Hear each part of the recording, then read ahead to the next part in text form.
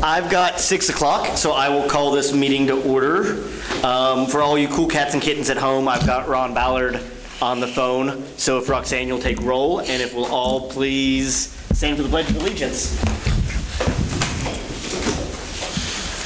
I pledge allegiance to the flag of the United States of America and to the republic for which it stands, one nation.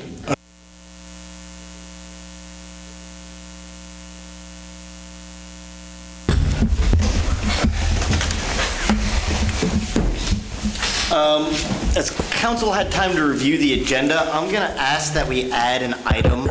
The hospital has a request we need to vote on about a blood drive, so if we can add that as item B. I make a motion that we approve the agenda with the section of that. That's got to be two different ones. Let's add item E, because that's a stacked motion. Okay. So I'll make a motion that we approve the agenda. scratch that. Add item E first. I'll make a motion that we add the item 6E, this is?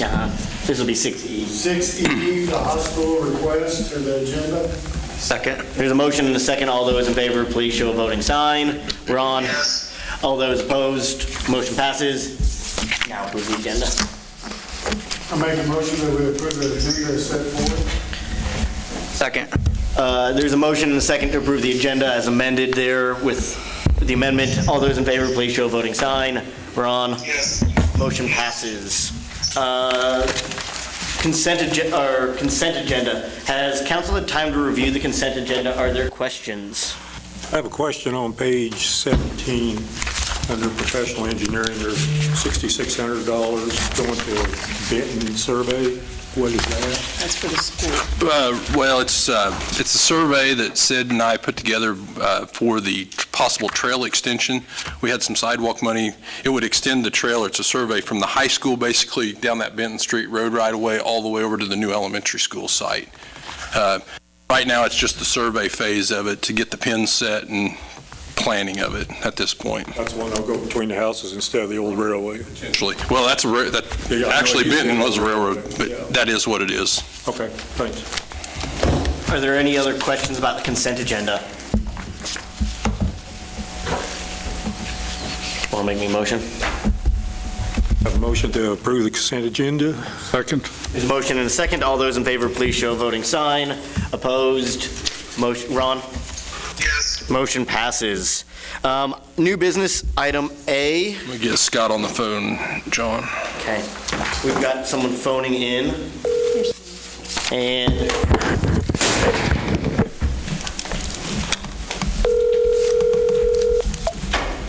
This is Scott.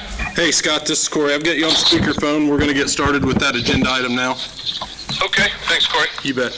where will you hold him up to the mic once you You bet. Mayor and Council, this is a two-part agenda item. The first portion of this, the energy action items, is the Evergy confirmation letter agreement. This is a 10-year commitment with Evergy, formerly Westar. It's part of our master power purchase agreement. This contract will take effect January 1st, 2023. Right now, we pay roughly $23 per megawatt hour for that raw power, and with this new agreement, when it begins, if approved, it will pay $20.30 per megawatt hour. This contract's been reviewed, or this letter of agreement's been reviewed by City Attorney Johnson, and seems to be a good deal. I'll let Scott elaborate a little farther into that as far as the technicalities. Also, Mike Phillips, the power plant superintendent, is here to answer questions as well if you have them. Scott, I know I went over that pretty quick. It seems to be, this part of it seems to be pretty much a no-brainer. It drops our energy costs quite a bit. It doesn't take effect till 2023, though. Of note, You're right, Corey. Yeah, Corey, I think you did a great job. I mean, it's really pretty straightforward. It's just a simple replacing the current 7 megawatt purchase you have from an energy-only product for that you were saying is $23 is now going to go to $20.30. So I'd be glad to answer any questions or help answer those. So this is going to affect until when? January 1st, 2023. When our other one runs out. Okay.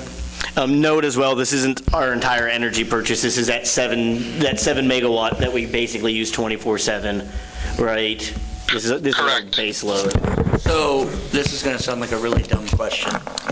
I know we've got power plants here in town. How much of our energy do we buy? Scott, you want to answer that? How much energy do we buy? What percentage of our used energy is actually purchased? Well, A little hard to hear, but you purchase about 110,000 megawatt hours a year, roughly.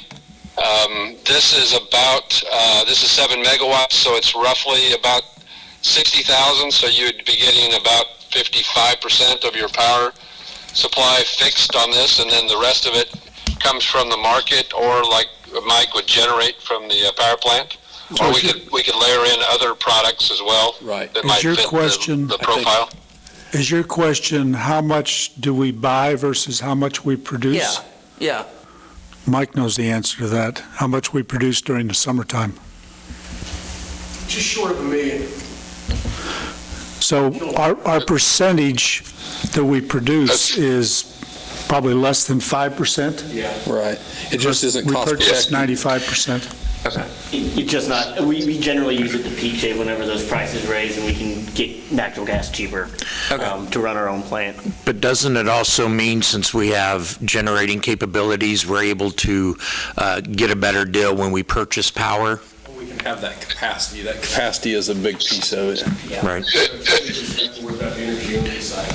Just one curious question, since you mentioned the consulting fee is an increase.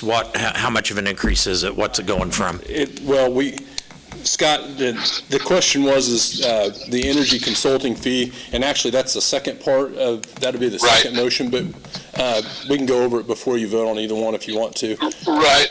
The city's going to save about the city's going to save about $165,000 on this new power contract. This priority power agreement, it would be $110,000 a year. And I guess roughly, it's based on the consumption. Right, and I mean we're already paying that base monthly fee to Priority Power. This is an additional. The increase is that additional dollar, and like I explained in the memo, it's pretty standard fee. We just have not paid it over the years. We've never had an increase with EMG or Priority Power since we've had them in 2006. I think the going rate, wasn't it, Scott, $2 with KMEA, and that's correct. Probably a little over $2 with some of the other entities that provide this type of service. Correct, and we're also, that's just the power supply, but we've done some key account work with Russell Stovers and Gates, but we also do natural gas. That's correct. Right. Did that answer your question, Steve? Okay. Yeah. So that is the second piece of the puzzle, and that agreement actually doesn't, it's twofold with the letter agreement with Evergy. So basically, we'll get one bill in 2023 with our consulting fees included in our Evergy bill, rather than two bills and then dividing it up. So it kind of cleans it up for us as well. And like I said, it's probably a much needed increase that we haven't had in a number of years since going with them. Are there any other questions? Can I get a motion on motion one then? I would make a motion to approve the power purchase confirmation letter with Evergy Kansas Central, Inc. and authorize Mayor Wells to sign the necessary documents. There's a motion and a second. All those in favor, please show a voting sign. Ron? Yes. Motion passes. Motion 2. I would make a motion we approve Priority Power Consulting Agreement and authorize the necessary signatures. Second. There's a motion and a second to approve the Priority Power Consulting Agreement. All those in favor, please show a voting sign. Opposed? Thank you, Ron. Hey, thanks, Scott. Next item. Thank you, guys. I appreciate it. Thank you, guys. Take care. Thank you. Item B, Thanks, Mike. Utility discussion, payments. Mayor Wells and council, this is an item that staff put on the agenda basically for clarification and direction for us. I know Humanity House has put a drive together as well. Based on our policies and procedures, as soon as the governor's order is lifted for, Executive Order 20-05, once that expires, we don't have much option but to go out and shut utilities off based on our policies and procedures. And I know it was mentioned last week or 2 weeks ago at your council meeting when we were talking about penalties and late fees that we needed to talk about this, so we put it on there. This will be our last meeting likely before that is lifted. And I just want to get clarification for Roxanne's girls so we can kind of move forward in a direction that you guys want us to on this. Are you thinking about this, though? Do you think that, if we're looking at, governor's looking at reopening, I'm just wondering if this is going to also lag behind from governor's orders as far as shutoffs until people, so, we're at a guessing game. We don't know when this is going to be lifted. So, I don't know. But I think what we were thinking when I was talking with Corey is setting a set date, number of days, like 5, 10, 15 after this is lifted, and that way we know and staff knows and we can tell the public, like, you'll have X number of days once the order is rescinded, and that could be May 15th, that could be June 1st, that could be May 1st, but we've kind of given the public. Yeah, whether it's 5 days, 10 days, no days. The thing that gets me, that makes me wonder, is I know we need to do something to help our citizens, okay? I'm not past not doing that.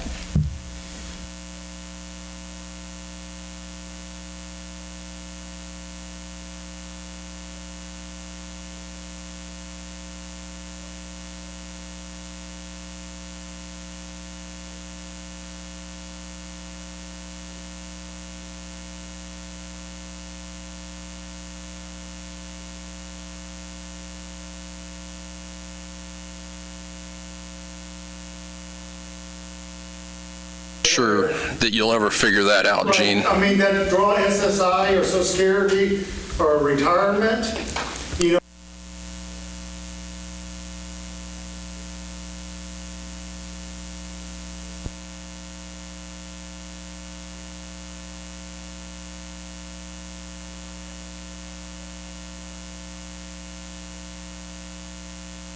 And I think my thoughts are along that same line, Gene, as far as there are people out there that were truly affected by this, that maybe were laid off or they were furloughed or they have a restaurant and they are truly affected by this. So how can we come up with some sort of a screening or vetting process that says, I'm bringing you in all of this proof, this is what happened to me, now once some unemployment benefits start coming in and they are starting to receive the additional money for unemployment, I don't know, because, I'm looking at this, so normally there's 23 during this period and we've had 75. So of those, how many were truly affected by COVID? And I don't mean my kids are home and I'm having to feed them more, because I know that there's programs out there that are helping feed kids. Yes, and it doesn't matter if you go to school here or not, there's free food out there. Yes, you're at home, you might be using more utilities, but let's also think about it. This time of year is when our utility bills are the lowest. You can shut off your heat. You can shut off your air conditioning. You can survive right now without heat or air and, shut lights off. You don't have to have so that's, I just think there needs to be a process.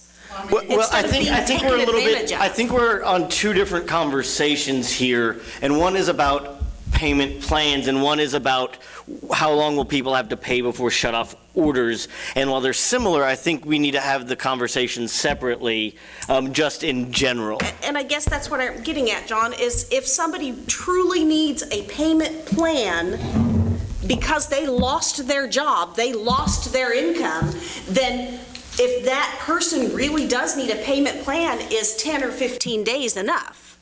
I don't know. Have they been coming in and paying Does anything? anyone pay the partial payment, Roxanne? Theoretically, though, by May 1st, it would really only be March's bill, because April's bills just probably went, right? That would be March's bill that's past due, and that would be up for shut-off. The bill that was due in March would be up for shut-off then. Is that correct? I just got my bill last week. But The people that were going to be shut off in March that we didn't shut off, Right.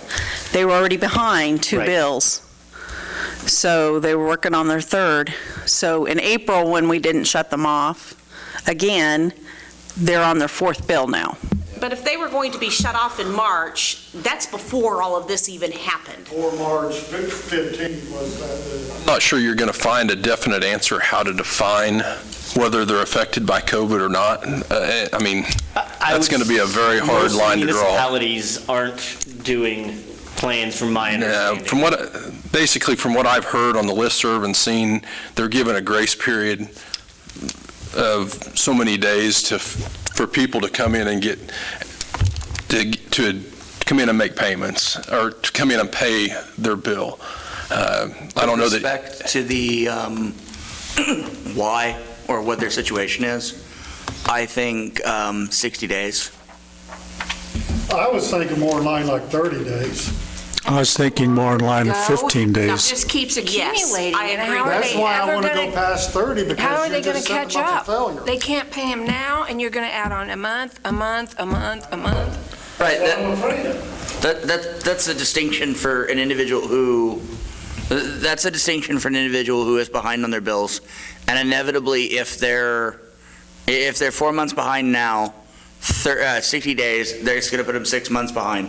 But at the very least, we're drawing money. On the flip side, if it is somebody who lost a job, whether it was from COVID or any other reason, and we look at them and go, "You have 15 days to pay us," there are jobs that may not even get paid in 15 days.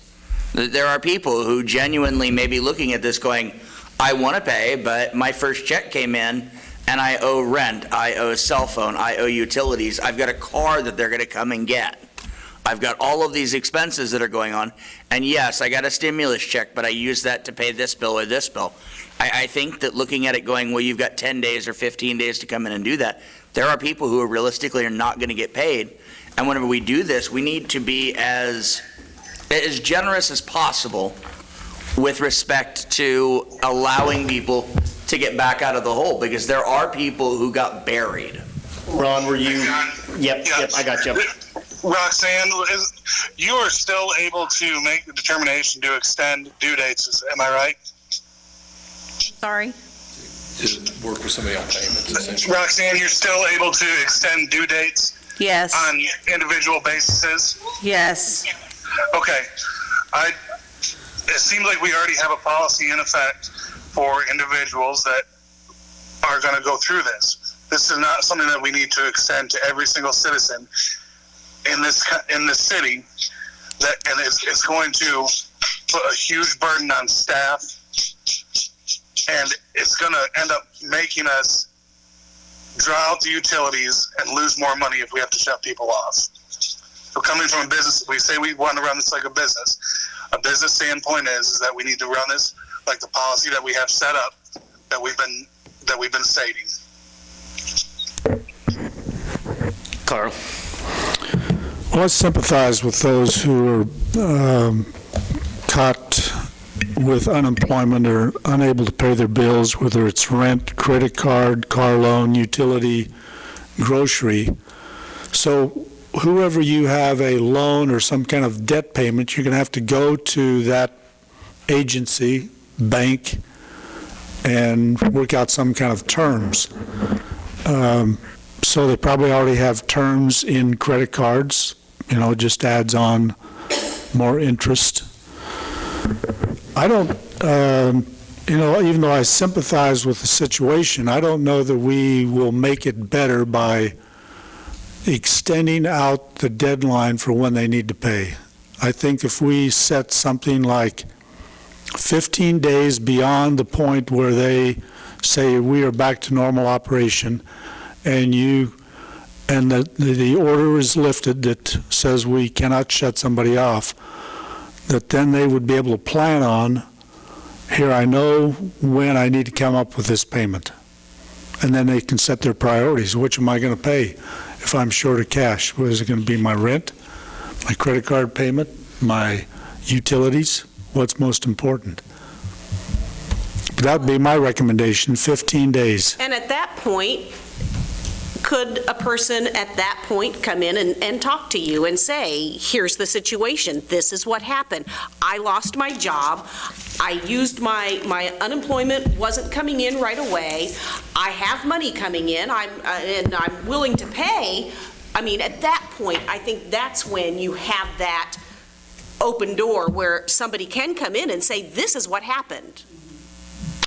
So that would be a discussion that a banker would have, for example. So it's a matter of whether we as a city want to be in the banking business. What if we rounded it forward? Instead of 15 days, we don't know when this is going to end. We round it forward to the next bill. We round it forward to the next billing due date. So the first of the month. If this comes up on the 1st of May, you have until the end of May to get it paid. But the bills are due. All due on one. I mean, round it forward to the first of the following month. So whatever their next cycle is what you're saying? Right. So that would be 30 days then. That'd be about 30 days for most people. I mean, Mark, that's what I would say, to give them 30 days. 2 for 30. Mark, what are you thinking here? I'd go for We're 30. saying just give them till their next normal shut Some of off. that may be well short of 30 days, mainly because if that billing cycle would happen to fall 5 days after the fact that it's up, I mean, Well, we won't bill until the second week of May, so that's the first. I would be more comfortable with a set number of days. I think that's going to make it easier for staff, honestly. So, yeah, I mean, 15, 30 30 from the day, rescinded. okay. The order's rescinded. Here's just one I example. would go 30 from the day they were sent. That concerns my staff and I. There's a lady who struggles every month. She's on SSI. Struggles every month to make her under $200 payment. Her bill's now $700. To make if we extended her out, 6 months is what they're asking, I mean, that's an extra $100 and some a month. There's no way she's ever going to get it. How is she ever going to get it caught up at this point? She's not. I don't know. So, and that's one of those things. So now, what's going to happen? I mean, how? Steve, what are your thinking here? I think we've got 2 plans here, a 30 and a 15. Where are you leaning on this? Or what are your other opinions? I haven't heard from you on this one. I mean, it's a tough situation. Damned if you do, damned if you don't. And, do I dare say, SSI, on unemployment before this happened, disability, they've still got their income. Nothing's changed. So why are they taking this situation lightly and not trying to stay as current as possible, since they've already struggled? This free gratis, well, I can't be shut off, shame on them. What do you do? I mean, that's where you get tough, like Ron is saying. It's a business. We have our bills to pay. That's a very good point. Unfortunately, Evergy, whoever, is not calling us saying, City of Iola, you do not have to pay your bill. We're giving you 7 months to catch up. It's not happening. We have to pay our bill. And if any one of these individuals that is promoting a payment plan has an idea how the city can pay their bill and not raise taxes, not do fundraisers, not do something else, I mean, we sat here as volunteers. We can't give up our salaries to go to a fund to take care of those that are struggling. It's a real struggle. Well, even if you are $700 behind and you've got a 6-month payment plan and you're going to divide that out, there's an extra, $100 and whatever a month now added on to your $200 bill. So that $200 bill is now a $300+ bill. So how are you going to pay it? And that's in essence where I was getting at. my spill here is, if your payment is $180 a month, and we tack on a $100 payment for 6 months because you're 600 behind, where are you going to get that 100? It's already tough for you So to it do it. amounts to, the further we extend it, the further they would get in the hole for Yes. for some individuals. So I think we need to have a grace period to let everybody have kind of a breather, get back to work, whatever the situation be, but I think 6 months is just going to allow many to get further behind, unfortunately. I feel a 30-day grace period would give these people plenty of time, or should give these people plenty of time to get back up on their feet and get their bills stopped. And it gives anybody caught in a once-a-month cycle a chance to get paid. Kim, I haven't heard from you. I just think, I mean, if you really wanted to pay the bill, wouldn't you be making a small payment, whatever you could give the city in good faith, not just blowing off the whole thing? And I just think the longer you extend it, they'll never pay it off, because it just accumulates more and more and more and more, and they already can't pay it. We could give them 30 days starting last April 1st. Always the jokester, Carl. There are two basic plans that I'm seeing the council coalesce around, and that's a 30 and a 15-day. Does anybody want to speak? I'm trying to kind of read the room before we get into the motions. Ron, where are you at on a 30 versus a 15-day? I'm at a 15-day pay. I think that a 30-day is going to hurt our citizens more than they're going to be able to. We already have the policy in effect for Roxanne. If somebody needs help, they can go in and talk with Roxanne. If we don't have faith in the policy that we have with Roxanne as city clerk, then we need a different city clerk or a different policy, one of the two. But as the way that it sits now, that's how we have it, and we need to put our faith in Roxanne to make the right decision. Somebody want to make a motion on this, Carl? I make a motion that we give staff direction that following the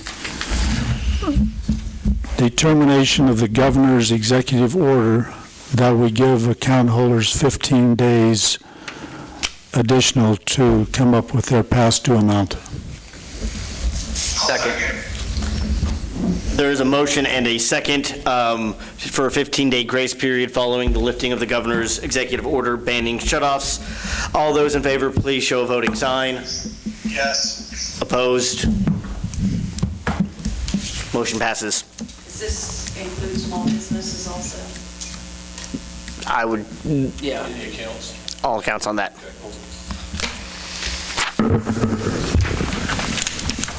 Remember as well, we should have a meeting in between that if we wish to discuss other details coming up. We'll have a meeting between now and the 15-day. So, item C, USD 257 property request. Yes, Mayor and Council, I received a letter finally from the school district requesting the 2 parcels the city owns on the northern boundary of the elementary school development site. We own the roughly half-acre, a little over half-acre site, 2 pieces there on the northern end, one on the Kentucky Street northwest quadrant, and then one over what would be directly east of the old O'Brien Ready Mix site. I've been asking the architects and people for quite a few months to figure out how we wanted to address this, because honestly, I don't know that the school or the city has any use for them. They're lots that I think we obtained through probably the railroad right-of-way abandonment over the years. They've been the city's property as long as I've been an employee for the city, and all we use them for is to be able to get access to go in there to work on the ditch if we need to. So I guess my recommendation for this would be to donate those or give those to the school for the project, and with the understanding that we have an easement in that width, 85 foot or so, along the northern boundary of that property to, number one, for the sidewalk or the planned trail that they've got in their development, and for us to be able to go down through there and maintain that ditch if we have to in the future. And the site plan, the preliminary site plan I've seen already has a 10-foot wide path that they're going to build there, and it goes from Kansas Drive all the way over to Kentucky which doubles as their fire access for the fire trucks. So I don't foresee that being an issue, but we need to get these two properties cleared up before we can plat it, or before they can plat it in the next month. So your guys' thoughts? Can we legally give them, or do they have to buy it for like $1? Well, we'd have to do probably a quick claim deed. I'll get with Bob on that, but I think we'd have to do a quick claim deed for $1 and. Okay. Or the other option is, I'm not so sure we can't take care of it through the plating process. That's something I'll have to ask Bob basically I got this letter from Stacy, and I wanted to see what your guys' level of interest was and what we do with it, to be honest with you. It's pretty much junk land, so I'd be glad to make a motion to work with our city attorney to deed it to USD 257 at no fee if that's legal to do so. Otherwise, at $1, nothing more. Second that. Motion is made and seconded. All those in favor to give 2 parcels of land or quit claim land to the 257, please show a voting sign. Yes. Opposed? Motion passes. Item D, grass clippings. Mayor and council, this was a topic that was brought up during your March 2nd strategic planning for us as staff to come up with a grass clipping or yard waste being blown in the streets. Greg Hutton, our code enforcement officer, I tasked him to go out and contact a number of cities around us. They all have a similar ordinance. It's not exactly the same, but it pretty much was, a small fine. You go out and warn them once probably before you ever write that ticket, and then if it continues to be a problem, you write that citation and correct it. But I have seen some positive feedback from the Register's article on Facebook. I think I think the community is embracing it for the most part from what I've seen. So well, the one thing we need to let the citizens know, that code enforcement and the police department will not be driving around intentionally looking for you. If they're out on patrol or you get turned in, then it will be done. It's not like they're going to be headhunting to find these people that do this. And most likely, Gene, it will be code enforcement doing all the enforcement on this. The police, if they see an extreme case, will probably try to address it. But this thing's really got 3 pieces in my mind. Number one, it's safety of motorcycle and bicyclists on those streets, because that's like running on black ice with a motorcycle. Number 2, probably our main reason for doing it is to keep our storm sewer systems that handle that stormwater runoff clean of debris. Grass and leaves do amazing things when it gets in a pipe. So, and number 3 is plain out just beautification and keeping the city clean and looking nice. So, how do you regulate it? Do what, Nick? How do we, just an off-the-wall question, but it talks about the $25 fine, but if I and my neighbor mow the grass and it's a windy day and it blows across the street in front of my house, my neighbor's house, and the next house down. That will be up to the judgment of the code officer. I think you can, in my mind, generally you can tell if somebody mowed the grass out in the street, it's going to be a wind road. And if it's blowed around in the street or where cars have drove through it, we're probably not going to address it. Okay. Greg will probably go to the houses and say, hey, guys, here's the deal. Please don't blow that in the street. Here are the reasons. If it's undetermined, they're not going to go out and just write a citation just to write it. It's pretty much a little bit versus a lot. It's kind of like when you mow right before you hay. It's laid out pretty nice and even on the street. And when and it all comes down to where your chute is. If you're blowing your chute back towards the sidewalk, you're going to have a little bit that blows out by the wind. Versus when that chute's pointing at the road, it covers the road. Okay. I don't have a problem supporting this based on, I really think it's wise that it be a notification to get it cleaned up. And that will be the intent. And Greg does that now, even though we really don't have a formal ordinance in place. Yeah. If he sees it, he stops by and talks to him. And most generally, the feedback that I've gotten from Greg, the people are usually pretty cordial, and they'll go out there with a leaf blower or their mower, and they'll blow it black up in the street. So I don't think we're going to catch a lot of resistance on the ordinance. Can I get a motion here? I'll make a motion that we approve ordinance number 3493 and authorize necessary signatures. There is a motion, second, ordinance number 3493. Ron, did you want to say something on this? Yeah, I mean, this is what I do for a living. It's not that hard. This ordinance is not for people with common sense. It's those for that don't have common sense or choose to ignore common sense. I mean, when you're doing this, it's not that hard to clean up after yourself. It's the people that we're trying to take care of are the ones that are doing it purposely and are just being lazy and don't care. I remember there was a situation, it was either last year or the year before on Miller Road, that somebody blew all of their grass on the Miller Road, and then it had a downpour, and it created like an inch of grass across the entire road that ended up having to be using the street sweeper to pick it up. That is not the city's job to have to go out and pick up your grass because you can't figure out how to mow your lawn. It's not that hard. And if you need help, give me a call. I'll tell you how to do it. We've got a motion and a second here for ordinance number 3493. All those in favor, please show voting sign. Yes. Motion passes. Item E, hospital request. This is an add-on that we did on the agenda. Real quick. Yes, Mayor and Council, this is a request from Allen County Regional Hospital. With their lockdown situation out there and blood being of a shortage with COVID-19, they're trying to secure our building and waive the fees for a blood drive on May 13 and 14 at the North Community Building, or the John Silas Bass North Community Building. Motion to approve. Second.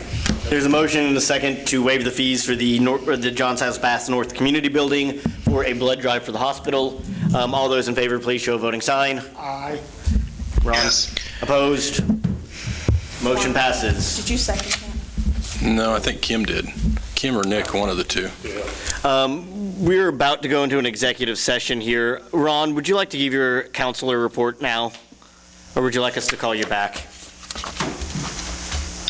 I don't have too much on it. I know there's been a lot of things going on about the pay plans and things like that, and I just want everybody to be reminded that any group, whether it be Humanity House or Drive, whoever else, they don't have a voting position on this council, and the council should not be influenced by anybody trying to strong arm somebody because of what they're trying to do. So that's all that I have for my report. All right, Ron, I'll try to give you a call after this meeting and fill you in on the execs. John? Sounds good, thank you. Hey, Ron? Yes. I just want to give you an update since it's on my report, but we did get the street sweeper listed on Gavel Roads. I know you specifically asked about that at the last meeting. It's on there for approximately 3 weeks. It should be up, I think it's May 12th when that auction's over. So hopefully we get that thing moving and out of our system this week. Okay, thanks for the update, Corey. You bet. All right, bye-bye. Thank you, Ron. Yep. We are now in line for item A, non-elected personnel. We probably do this in, 5 minutes? I move the city council recess into executive session for 10 minutes, or 5? 5. Let's start with 5, Gene. Further to the personnel matters of non-elected personnel, KSA 75-4319B1. The purpose of the executive session is to discuss an individual's employment and shall include the mayor, intern, city administrator. The regular meeting shall resume at 6:45. Motion's made and seconded. All those in favor, please show a voting sign. Opposed? Motion passes. All righty, we are back in session. We are now in line for council and administrator reports. Mark, why don't we start over here today? Okay. We've got budget hearings probably coming up in a couple of months, and I know the department heads will probably be starting on those, so let's have them take into consideration on what they need, not what they want, because I think things are going to be tight. Right. I've actually started the conversion, actually got all the spreadsheets converted last week. We're a couple months ahead of time, honestly, but I figure if I get them out to them, they can, put those things together and we can trim them down as we move forward. And then when we have them to you, should have that leanest version. Well, we have to have the budget certified at that first meeting in August and sent to the county, because we've got to have a 10-day publication. So my thought is, Gene, in the budget, we'll have probably maybe that last meeting in June, the first meeting in July, we'll have department heads down here, because you guys expressed interest in having those guys present those budgets. And we'll have basically one council meeting is going to be dedicated to that budget meeting. We'll try and keep everything else consent agenda or at that point. But my hope is, and I don't know if we'll have all the numbers from the county in that last meeting in June, but we'd probably be pretty close. So that's the thought. Yes, why don't you invite them to all come with white shirts and ties? Hey, I can do that. I'll tell them Carl requested it. So you're talking,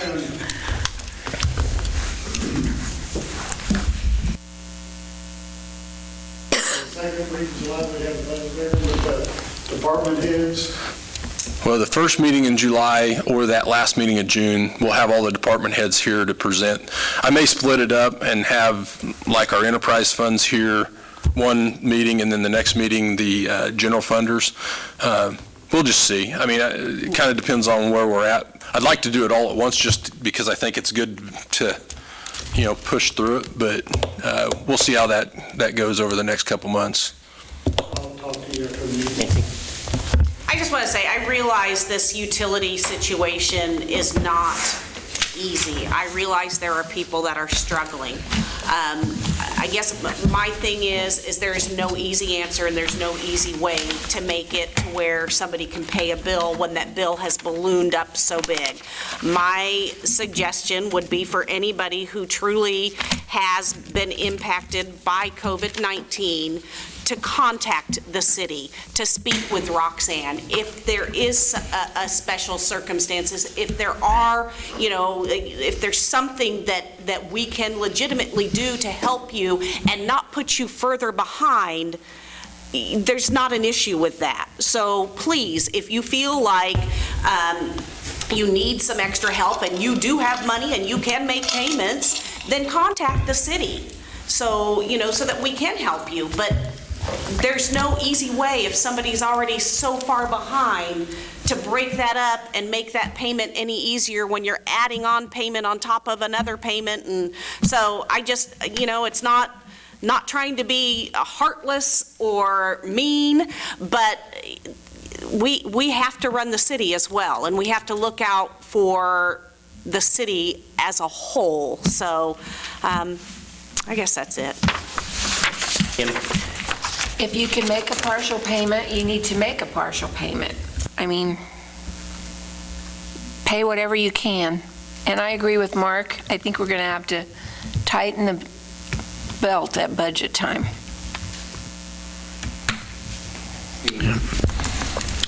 A couple things. One, I want to thank Mayor Wells for pointing me on the Eco Development interview team.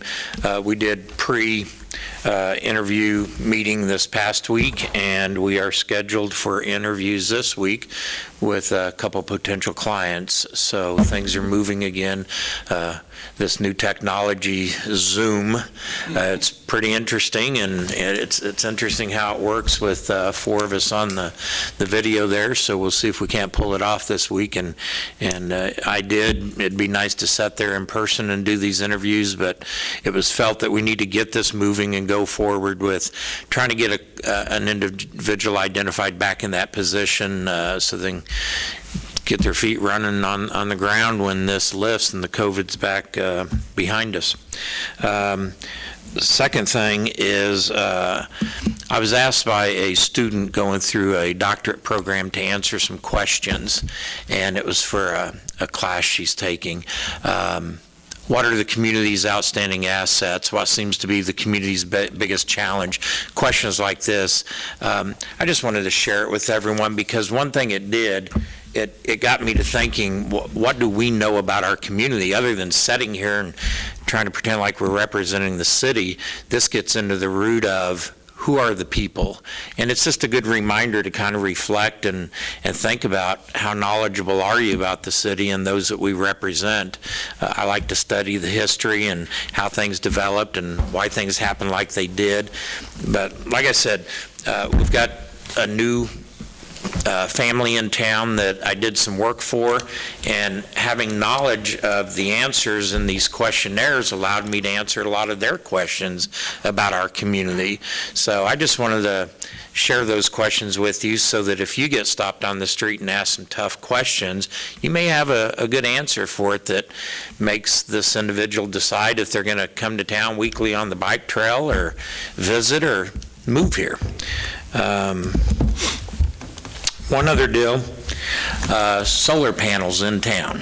We've got an individual that has put in a solar panel. I know that code enforcement talked to him about we're not like Evergy and other companies. We will not purchase back when your meter zeroes out. The individual either doesn't have a full understanding of it or continues to disagree with it. I don't know what we need to do going forward. I know he's not the only individual with a solar panel. I think he's got the largest solar panel in the community. I know there's an individual or two with some wind turbines. So I was just wondering, since he's brought it up, what is the right answer? Why do we not pay back a client if they meter out and they start putting back on the grid? I've got an assumption. I think I can answer that, but what is the real formal answer that the city should be giving individuals that are looking into this? You know, currently I'm of the impression we don't have a real regulation on it. Code meets with them, they can put it in. Is this something we need to look at and develop a set policy on those who move here or have an interest in developing their own energy? Do we need something in writing? Because it's now being questioned. We can look into it. I know we've talked to Scott a bit about Right, this. that's what I was exactly. Whenever we were having our solar discussions in the past, largely it boils down to if we still purchase our energy and generate our energy, and we don't know when that energy that they have will be at excess or not, and so it gets very, very tricky on purchasing it back off of them, and then you get into like, do you do it at a market rate or a set rate or the base rate? And so basically we say we're not buying it back. Kind of like at a farmer's market, if everyone brings tomatoes, well, we're growing tomatoes ourselves, we don't need them. Is what it gets into. And then you can't get into quality and sourcing it back in. It gets very, very tricky in that. I can certainly get with Scott and have him just because I think he would appreciate I mean, it appears to me he wants a more formality type response rather than what he's gotten thus far. The one in particular was, I mean, that was a concern of ours the whole time when Yes. they kept presenting that to us. And, you know, we stressed that over and over that we do not have that capability right now. And last I knew, we weren't interested in it either, because it just didn't make sense. As technology develops and things get cheaper, Sure. we may likely see But this more, so. I'll certainly get with Scott and see if he can't put just a quick narrative together on it. He's well-versed in it. And that's what I told this individual. I said, you know, I think Scott Shreve, I trust him. He's always steered us straight, and he's very knowledgeable, and so I feel comfortable with that having Scott address it's the right way to go. There should be plenty of cities already in Kansas that have agreements that we could Right. There are. plagiarize and copy. Right. That's all I have. Carl? I just want to echo words that's already been said in terms of future budget issues. We don't have the ability, like the federal, to have deficit spending, and the state has already indicated they're going to have huge deficits. And I can see that we in the future can have some significant shortfalls when this is all completed and we try to get back to work. So I think we just have to be prepared for some more belt tightening. I'm going to go a different way. I'd like to say thank you to all the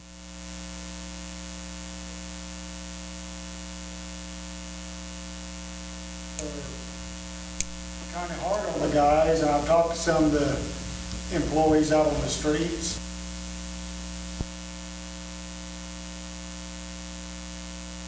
That are buckling up and going on with it. And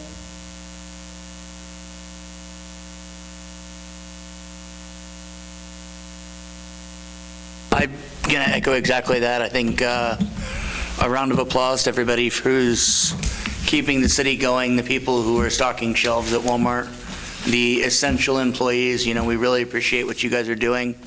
Really appreciate the effort. I think it's really cool to see a lot of communities are kind of tearing themselves apart, and the one thing that really makes me proud to live in Iola is in times of emergency, we do come together, we do look after each other. And just to have a neighbor walk across the street and check up on you and, you know, see how you're doing, it really says a lot about our values and who we are as a community. Again, thanks to the county, thanks to the hospital, the county health, the college, 257. We've all been working closely. Things are beginning to slow down with COVID. We're kind of, if you're not getting your updates as the council as much, it's basically because we're kind of getting the same information reiterated to us. KLM, the Kansas League, is predicting some budget issues. I am a little bit more confident with ourselves from our funding sources that we won't be hit as hard as the state. In a lot of those areas, there will be a hit, but I don't think we'll be as bad as the state is on their deficits and their cuts. But we will need to look into some things. Remember, largely, we have our energy sources, we have our sales tax, which may take a hit, but everyone bought everything at Walmart twice and G&W twice. I think they're still buying it at I think they're still Walmart. buying it twice. We do know sales tax will be a hit, though, but potentially. But property tax, utilities should. Gas tax is down, Gas tax will be down and guest hotels. in guest hotel. Yep. But we will address that, and we will try to do our best on this budget as we go through. Corey and I have already kind of talked about some general ideas in there. So, other than that, again, thanks to everyone. As far as public comments and open to the public, we're going to still kind of follow the governor's recommendations. As we begin to open up, if it's still 10 people, kind of max, we'll probably keep limiting those public comments to emails. Please do email us with your comments or ideas. Corey? Just to hit on COVID a little bit, if the governor's order is lifted next week, I will probably, I know the guys are just itching to get back to full cruise to try and get some projects started. We'll likely go back to full cruise Monday next week if that takes place, and try and get some things rolling for the summer.